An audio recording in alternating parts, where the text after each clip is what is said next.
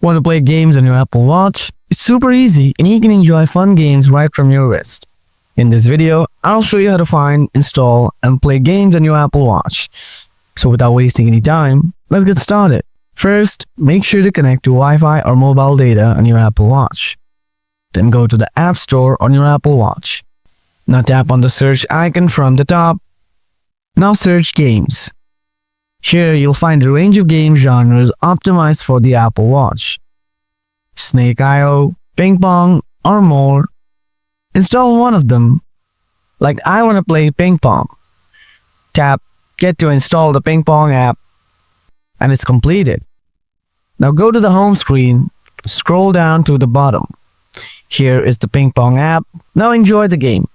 And there you have it. This is how you can play games on your Apple Watch. Hope you find this video useful. If you have anything to ask, leave it in the comment section below.